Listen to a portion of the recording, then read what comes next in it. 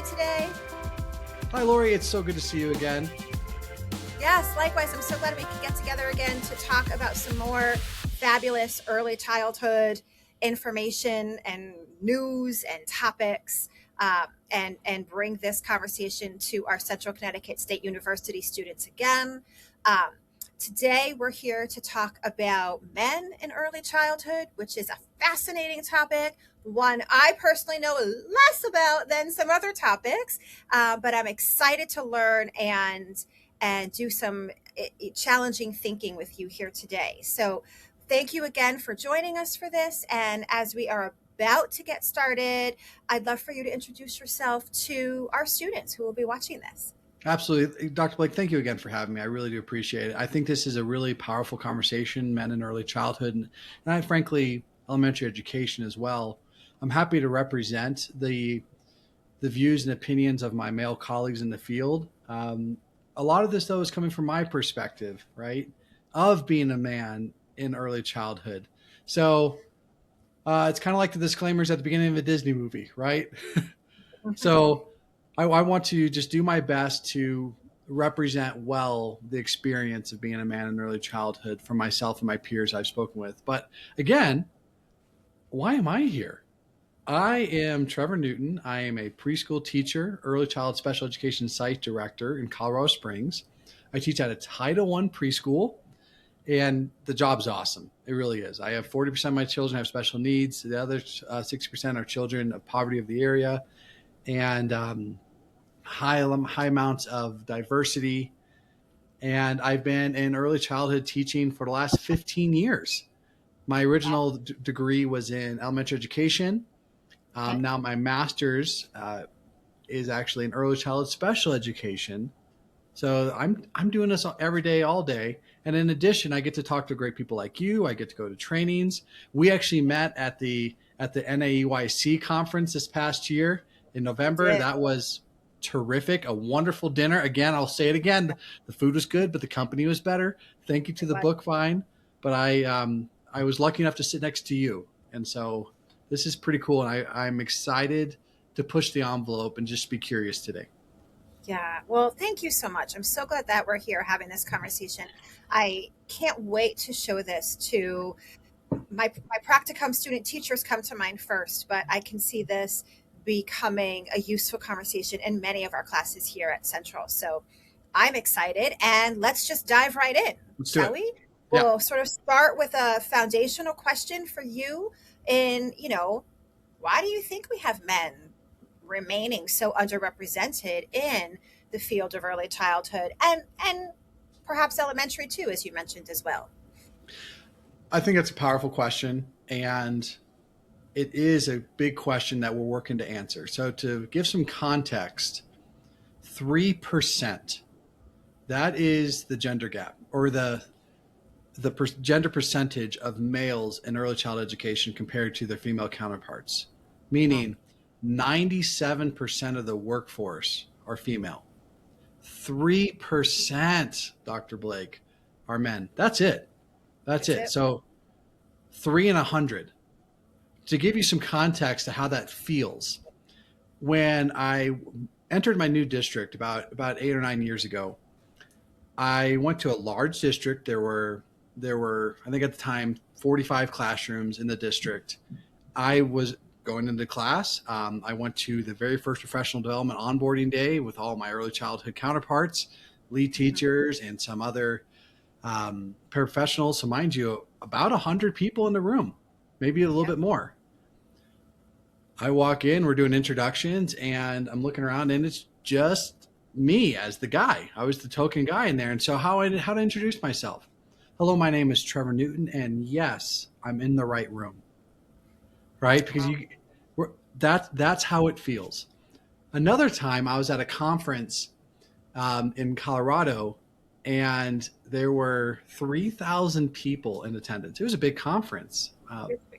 And so the announcer gets up there at the keynote, "Where's my men at?" And it was like me and 6 guys from like across the room, woo, woo, just way from the back.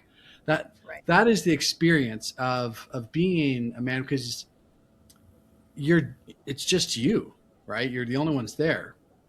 Okay, so that is the field. But why? Why is it this way? Right. We have a societal expectations and norms that females are caregivers. Yep. Females are nurturing. Females are the ones who are supposed to care, love, and support emotionally, right?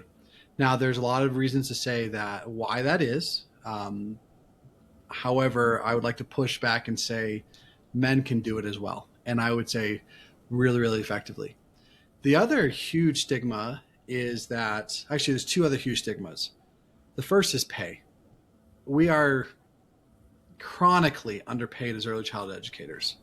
Grossly. And if I'm lucky enough to be in a school district, so I'm getting paid like a fifth grade teacher. Right. However, if I were to be at a Head Start or if I was to be at a private program, my pay would be drastically less. It really, really would. And in our society, we're still, as maybe we're pushing back against it, but a male-led household who becomes the breadwinner. And so our young men are not seeing early childhood as a financially sustainable career choice. Yeah. Now, I'm debunking that solidly, right? That's what I'm doing. My wife is a high school Spanish and history teacher. We are both teachers. However, I'm currently sitting in my home that I own. I have cars in the basement, or not in the garage. We're not in debt. So just let this be a norm that it can work really well if you live within your means. So if we then the final is stigma, right? Of wow, you're a guy in early childhood. I don't want a guy around my kid. Yeah. So we'll talk deeper about that later because that's a really sensitive topic, but it's important to discuss in a really candid way. So we have cultural norms, pay gaps, Yep. stigmas, right? Yeah. And that's why I end up going to conferences. And I was at that 3,000 person conference and I had to go to the bathroom, right? Which is normal. However, they converted the male bathroom. Say not at NAUIC Nope, where this was not NAUIC. big sign in the hallway. This is now for women. Exactly, right? And now I have to walk a mile and a half to use the restroom, as Dr. Blake. So that's how it feels sometimes. That's why we end up there. So we'll just start from that understanding. I kind of feel you, and I kind of don't feel you for that. Now you get to do some of the stuff, but exactly, it's a give or take. You know what? And I'm willing to give it. It's I think it's a great way to showcase the disparity in the field of the gender gap that we have. Yep, and that's why the example is there. Yeah, yeah, and I think you hit the nail on the head with probably the major reasons why we see that, right? And it'll be interesting to see what efforts and strategies. There's been a lot of efforts already, and I think we've made some differences. You know, some of the programs that when I have a job posting that comes across my way, right, or I know of an opening, before I even market it to my students, I ask, you know, what is this rate of pay? What are the benefits that come with this? I ask of the program because I'm not in the business to share with my students, hey, go out for this minimum wage paying job. With a bachelor's in early childhood studies and all of the knowledge they have and being primed to attend grad school, with or without certification, they can do better than that. And if we're fortunate in the state of Connecticut to have such a strong Office of Early Childhood that's helped us put money behind the reason why we want educated people in our programs, right? People who have gone through formalized education programs, how that benefits young children. And have given us some scholarships and put some money behind grants to help with some of these pieces. It's not perfect, but it's definitely moved forward. And there are still many of those minimum wage paying jobs out there, but I want to try to connect my students to ones that are better than that, because even as females, we have to, or I'll say especially as females, right? We have to consider that as we're looking to become independent individuals and provide for ourselves. But I would like to echo that. I think it's the pay is terrible for men and women.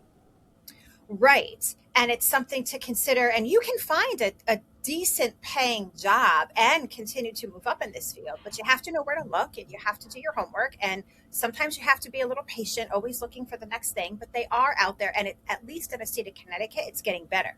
But what I find interesting is what I might consider to be, well, this is a good starting pay rate for early childhood position X. I do think that because of the societal stigma, for females, we might be thinking that. But for men in general, they might still be looking at that base salary going, no, not for Well, me. let's talk about that for a second. I think that's strong. And this is personal to me because Yeah. in college, I did pretty well for myself. I played 4 years of college football, right? I was the president of the That's where student. that big body play comes in. That absolutely big that in wrestling, right? So I'm it just closing the loop. yes, you did. Well done.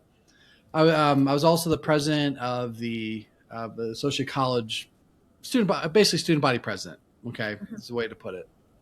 So all these skill sets that I have, willingness to talk in front of peers, charismatic, leadership, right, interpersonal skills, all these things led other people, like trustees, for example, to come up and say, have you thought about being a lawyer? Have you thought about joining my business firm as a intern or something along those lines? I'd love to see how those skills could be in the boardroom, da da da da. And by the Everything way, but early childhood, right? everything but early childhood, right? The same skills that allow me to be successful during a carpet time, reading a book and engaging a lesson are also really desirable in the business world. They really, really are. Yeah. And you can 5X or 10X your salary. So you see that and you're like, I got to be honest though. I said pretty much thanks, but no thanks. Yeah. It's like, I want to be a teacher. I am meant to be a teacher. I'm flattered that you think that. My role in life is to be a teacher. And he goes, thank you, young man. Thank you for your services. I'm excited for you. And that's how that went. But just be able to have the confidence to know that this is truly what I want to do. This is my life's work. It's not just a job. I am a teacher, just like you are a teacher. Yeah. So I think that is really, really important, that we have to instill those values of education in our young men so they find honor and value in being a teacher, and then find ways to build your life around it in a way that you can budget and still go to Disney World with your family on a regular basis. All that stuff, all the things. Yes. So as we think about men in early childhood, what unique strengths, specifically interaction styles, perspectives, do you think male educators bring to the early childhood world that adds to or complements the typical approaches that we currently see? I think that's a terrific question. So I'm going to stop short of saying men are better teachers. Oh, I'm just kidding. I am just kidding. Just kidding. Okay. I don't believe that. I really don't. I think teachers are teachers, men or women, right? And for the longest time, and it's still the case, I understand that this avatar that I live in, 6'2" white male, right? Heterosexual with a family, and a wife, this gets me into doors. However, I want to be judged on my teaching abilities more than just, I bet the kids love you because you're a man. I want them to understand who I am as a teacher. Yeah. Right. And I know other women carry similar things. They want to be judged on their teaching abilities, but I feel that's one small hurdle that internally I find myself overcoming on a regular basis. So just a little thought there. But what are the differences? Because there are, right? I think if you're willing to go into a classroom as a male or a female and authentically be yourself, you're untouchable.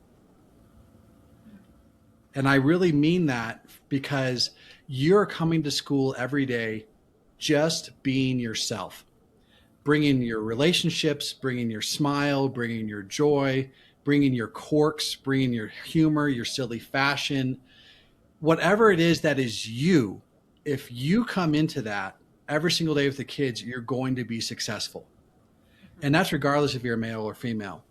Now, the reason I say that is because when we decide that I'm going to be this week, I'm going to be Dr. Blake because I think she's a wonderful teacher. So I'm going to put my Dr. Blake mask on and I'm going to do everything I can to use her strategies, her techniques, her voice, her tempo, her humor, her strategies.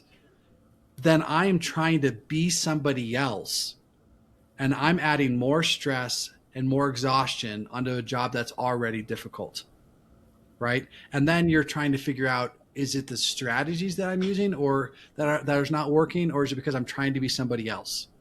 Mm-hmm. So just authentically be you. So I don't approach this saying I'm going to be the nurturing, loving 75-year-old grandma next door because I'm never going to be that. Now, she might have tremendous techniques or strategies for lining up or carpet time or how to read a story that I'm going to take and learn from. But the key here is I'm going to filter it through my own body. I'm the voice, I am the microphone that filters the education for the children. That has to come through my lens. So if it comes through my lens, then I know that it's going to work or not work based on what the kids need and my perspective of things. So with that being said, if you're a man and you come in and you're going to be yourself, I know that I tend to be more physical than my female counterparts. I'm going to do rough and tumble play, big body play. We're going to run. I'm not afraid of noise. I'm not afraid of moving things side to side and just having fun with it. And I think most men grow up that way, rough and tumbling with their brothers and their friends or doing the athletic sports. So that's why I bring that in. I also bring the calmness, right? Because I am a man, right? But I want children to understand that I'm a safe person. So I'm going to lower my level, make eye contact. I'm going to be there for them. I'm going to be that strong oak in the classroom that they need. So I bring that presence, which is a different nurturing feel than if my female counterparts. And I think the last thing that I bring differently, and my peers do as well, is risk. We're more risk tolerant as males, oftentimes because we did climb trees with our roller skates on at a higher rate than my female counterparts. We're gonna have that risk and understand that if a child runs up to the top of the slide, that's okay, right? It's not that big of a deal. If they get to a place, I'm not running up to them, like we talked previously, saying, no, dear, come down. I'm saying, you got up there, figure out how to get down. Right. So I know I threw a lot out there, but to summarize, Dr. Blake, start by being yourself. And then whatever experiences you brought in or you bring with you, use those every single day in your classroom, whether you're male or a female. And men tend to be more physical, tolerate risk, and have a stronger sense of calmness and rootness in the classroom. So as you talk about those pieces, it makes me wonder, if we had to advocate for bringing more men into the classroom, what's one thing that you could say young females would gain from having a male early childhood teacher? And what's one thing boys or males can gain from having a male teacher that they may not necessarily, although we know, we don't want to generalize and say everybody, right? There's always uniqueness and differences, but as a whole, potentially may not be getting otherwise. Okay. Just one thing for each. Perfect. Yep. So just to clarify the question, what the female students are getting, or the male students, or the male or female teachers? Yeah, like what do you bring as a male to young female students that they may not experience if all their teachers are women? And then the same for boys. Sure. So I'm going to start with the boys because it's heavier for the girls, to be honest with you. Oftentimes I bring a presence that is fatherly. In my community, fathers aren't always present. So that's really important. It's showing them an older version of themselves. So modeling, I think is really valuable. Yep. Showing them how to love, how to be kind, how to be nurturing, and truly serving as that role model figure, which can seem heavy, especially if you're a young teacher, Right. because you're like, I just want to teach this lesson. I'm not trying to be or Father Teresa up in here. I'm Right. just trying to be myself. But that's the key. If you can just be yourself and a good person, those little boys are going to look up to you and say, I want the same haircut. I want to wear the same type of clothes because I want to be like Mr. Trevor, Mr. Dan when I grow up, because you're showing Right. them what a good person looks like at a very young age. I think it's really valuable. Now, females Yep. or little girls, again, similar in the sense that you're showing a love and what a strong man can be, what that men can be loving and nurturing. And honestly, depending on the girl's upbringing, if they've had dad in the household, that tends to help build those relationships. What's really tough and the hardest demographic to reach are young girls raised by single mothers who are then also living in the same household as grandma. Those are the hardest girls to reach because there are no men in the picture. Women are meant to be caregivers. Women take care of me. Moms take care of me. When I feel emotional, grandma or mom take care of me. They're the ones who get stuff done. Men don't do those things.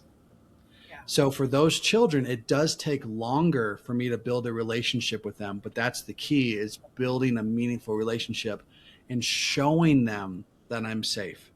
And often a little boy will come in, and within 3 to 4 minutes of a tour or in the first day of class, especially like half hour in class, we're already connected, bonding, easy.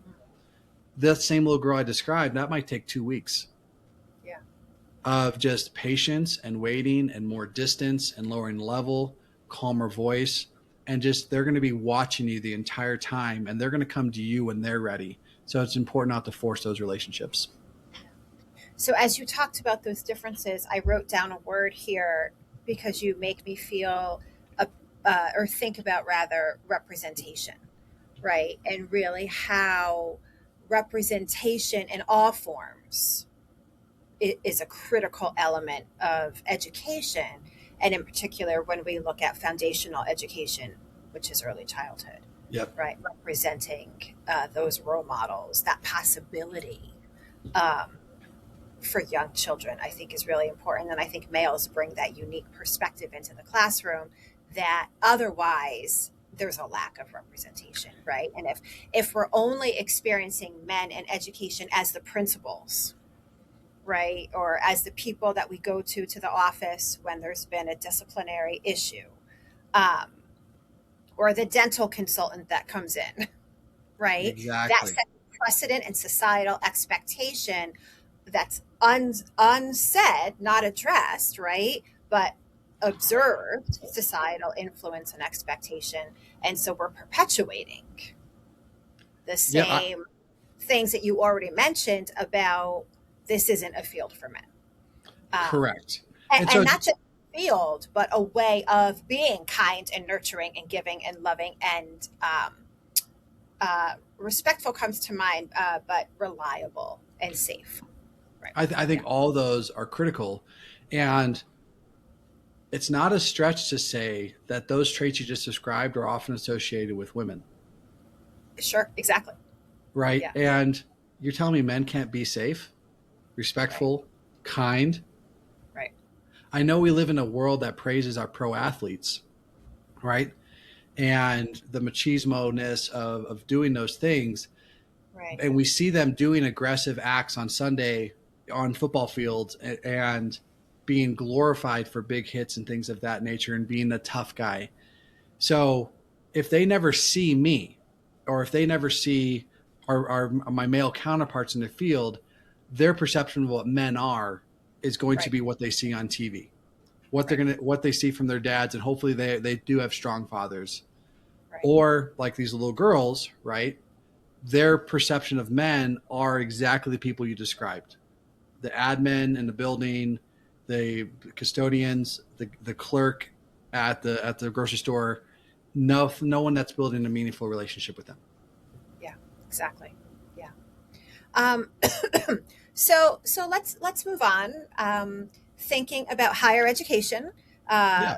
why we're here with our students at Central. So, from your viewpoint, what practical steps could programs like ours at Central, early childhood studies, take to try to recruit more men to come into this field? What's it going to take to get more men to come to an undergraduate degree program in early childhood? Couldn't agree more. It starts with the girlfriends.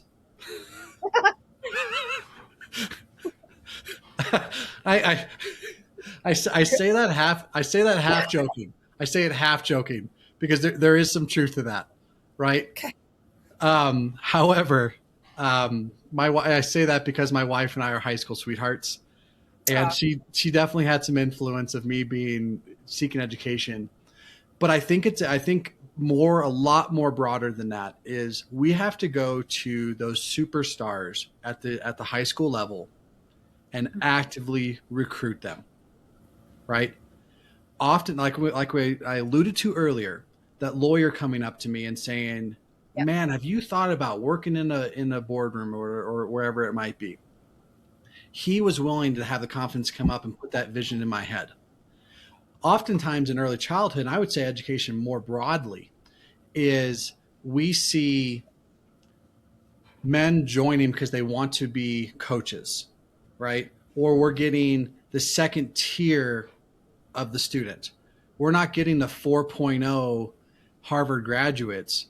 We're getting 3.7 who just really good in school and doesn't feel like going into business, right? But why can't we recruit the starting quarterback on the football team? You know, the 125-pound wrestling senior, the men, the lead in the play who's just done a tremendous job. I mean, I'm talking these superstars at each school. But then what key is they have every other industry going up to them and saying, "You have the qualities we want." Well, heck, these children have the qualities you need. And it takes us going up to them and having a simple conversation. And here's the template: you look like a teacher. That's the template right there. Everyone you meet, all your friends, the people watching this in your hometowns, when you go back to your hometowns and you're going to a basketball game or you're going to a party or whatnot, take a pause and say, "You know what? You look like a teacher. I can see you being a teacher. I can see kids looking up to you and watching you and saying, 'I want to be like you.' You can be a role model to so many," right? You see what we've done there, Dr. Blake?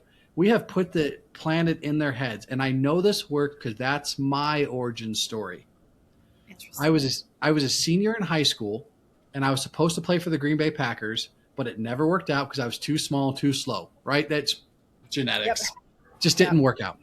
Yep. But my decision was still up in the air what I was going to do. I did a summer football camp, and my wrestling coach, who's also my linebacker coach, came up to me after the third day and said, "Trevor, you did really great this week with those kids. It was really impressive watching you work those drills. And you look like you bonded so well with them. You look like a teacher.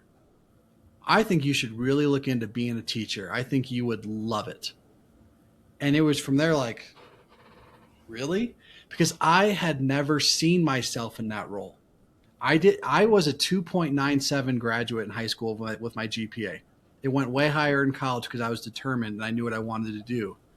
Right. But I didn't see myself in the school system.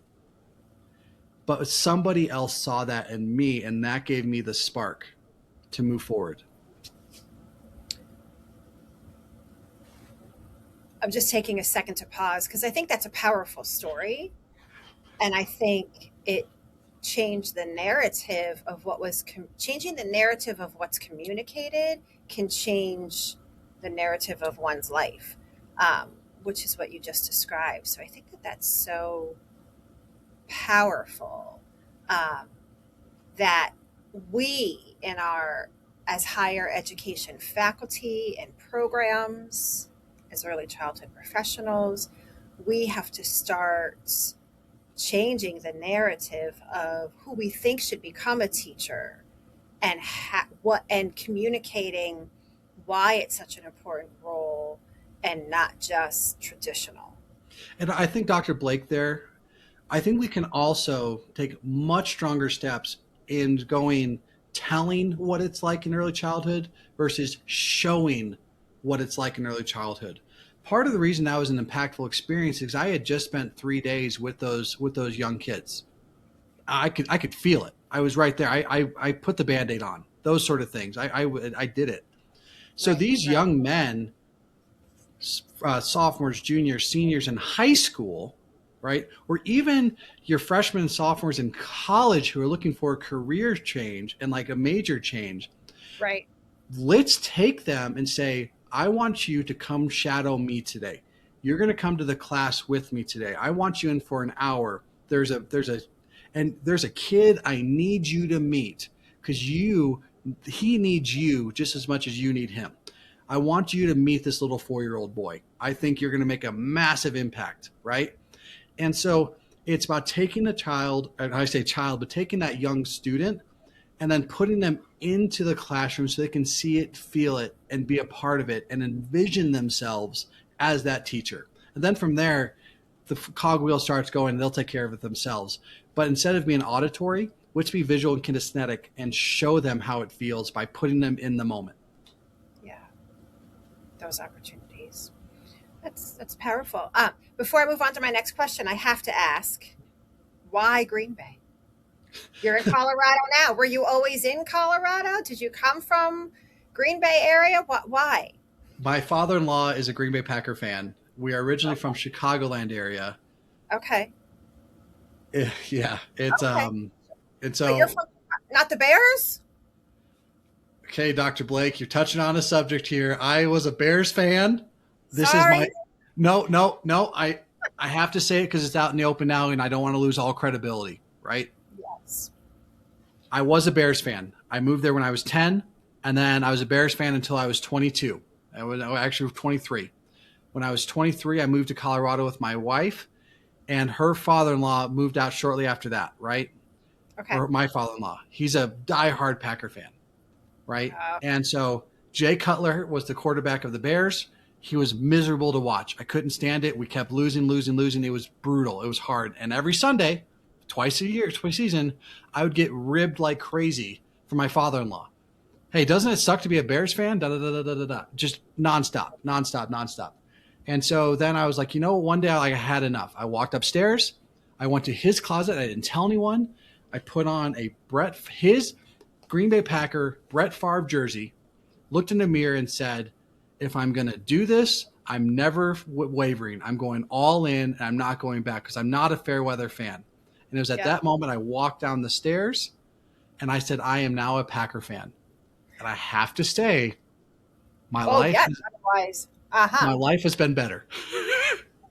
With the exception of this past season when the Bears beat the Packers in the playoffs, but it was our second string. But I'm not holding it against. It's all good. there's always next year. Always next year. Well, that's funny. Sorry, we digress. But I was like, Yeah. wait, why? Knowing where you're from, how did that get there?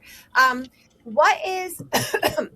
um, has there been a significant challenge that you've experienced in your career as a male in early childhood that stands out to you that might be different from some of the things that we've already talked about?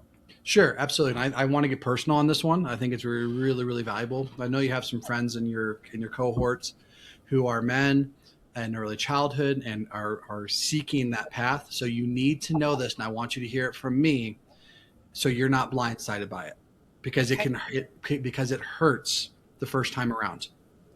It's the first time around when parents don't trust you simply because you're a man. Mm. That hurts a lot because Do you it's get like that distrust from moms and dads, or just most moms? most often it's protective dads Not what I and thought you were going to say. protective dads and little girls, Gotcha. right? Yep. And so let's break this back down a little bit. Let's break down a little bit. Okay. Every so often a really protective mom, but that's not often. It's more the men. So this is a slightly controversial topic, but diaper changing in early childhood, right? It's going to happen. It's going to happen in your toddler, in your infant room, your toddler room, your twos, your threes. I have early child special education, so I have 3 and 4 year olds in our public school who are not potty trained. Yeah. They are not developmentally appropriate or not developmentally ready To be. to be. So that, but they need the care, right? So then in my staff, I have myself and 2 other staff members, both female in this case, and children soil themselves in their diaper, and the diapers need to be changed, right? And so we handle the diaper changes in our classroom. Now, state by state's different, district by district is different. There's a lot of safety protocols. I've actually done several different trainings to ensure that I'm doing it the right way, right? I have my background check, all that stuff, right? But that is a sensitive, intimate moment with the adult and the child that needs to be protected and make sure the child stays completely safe, right? So it's not feasible for me to expect just my 2 staff members, who are often completely occupied with another nonverbal child, to be the ones always doing the diaper changes. Right. I raised a young son. He's 9 years old now, so I feel most comfortable raising or changing the diapers of the boys. I personally, my line is I don't feel comfortable changing the diapers of the girls. Okay. Right? That's not how my anatomy is built. I didn't have a daughter, so I don't feel as comfortable with that. So I just don't. If that's going to happen, I make sure the child stays safe for a few moments, and I just call over someone else to take care of it. So that I have to let you know about that. Right. And do you find that helps build that relationship with the protective fathers that you've come across, because they know, hey, in this classroom, this will be handled by a female, and this will be handled by, It does help. It does. But we have to ask why. Why is this even an issue? Right? Why is it even an issue?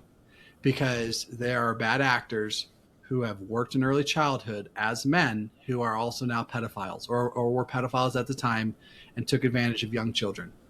And there's pedophiles in our society who take advantage of young children.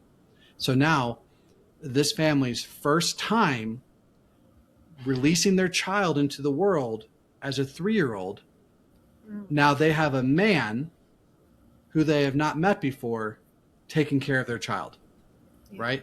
So now we are protective. We want our child to be safe, and we naturally think the worst, right? And so that we have to understand that that's the biases all these families are coming into. It's not personal. Right. It isn't. They just need validation and securities and protections. So the conversation looks like this. We're doing a room tour. They're coming on in, and usually the dad a little reserved. Hey, so who's taking care of diaper changes, or what happens with the bathroom? I go, well, we have a bathroom in our classroom. You have a young daughter, so Miss Khalees is going to be the one supporting them. There'll always be. It will never be in a closed room. It'll be right over there. We're going to help your child. Now, let's say the same situation, but it's a boy. Okay. And again, my bias, I'm comfortable doing this. So who's taking care of diapers? Well, in this case, our entire staff will support with diaper changes. That does include myself as well. I have a background check. I am trained. I have taken the certification courses to do this. I will leave the door open. I will not be alone with your child. I will make sure they stay safe, and eventually we'll work on potty training. Their safety and security and their privacy is of utmost importance, and I will ensure that your son is cared for. I will also communicate often whenever I change their diaper, so you know that happened, and there's a high level of communication, right? And so if you do that, you start building trust immediately over time. Again, it's not personal, right? Even though it might feel that way. Right. And this actually piggies back off of when we were talking about, those high quality job postings that have better salaries and benefits, that I'm interested in helping my students, go out for. It it lends itself to higher quality programs, whether you're in a child care center, early learning center, public school.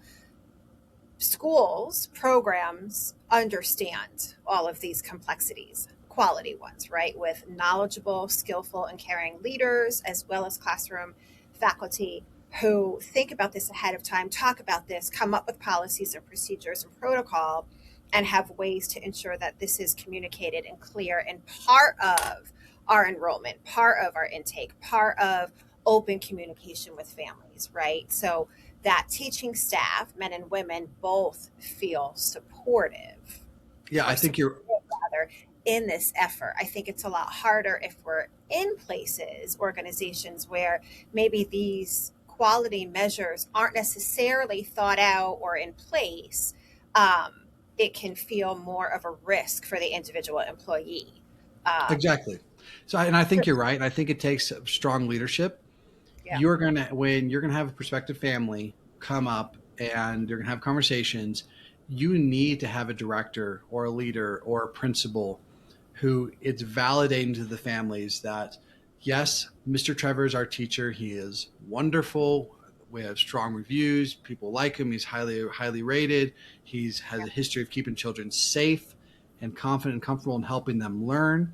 Right? yeah, We have a male who is in our twos room. He is great. The children love him. He is safe. Well, I've yeah, personally watched him ensure that his practices are up to the highest standard. This is justification that has to happen from your leadership for a male teacher that simply doesn't exist for female teachers. yeah, And you're going to have families, and I do too, 15 years with all those credentials, who will not take their child to my classroom yeah, because they see my name on their universal preschool application for our state. It yeah, says Mr. Trevor T. Newton. yeah. And they're going to say, nope, And they, no way. nope, no way. I do not want a man, da da da da da da, for all their reasons. Yeah, There's nothing you can do about it. yeah, Go find one of the 97% of other classrooms who have a female teacher. yeah. Don't take it Yeah. personal and move on. Yeah, I think those are big messages. My last content question to you is, what one piece of advice could you give early childhood undergraduates who are watching this, men and women, um, as they consider gender balanced environments for early childhood, as they think about this topic more?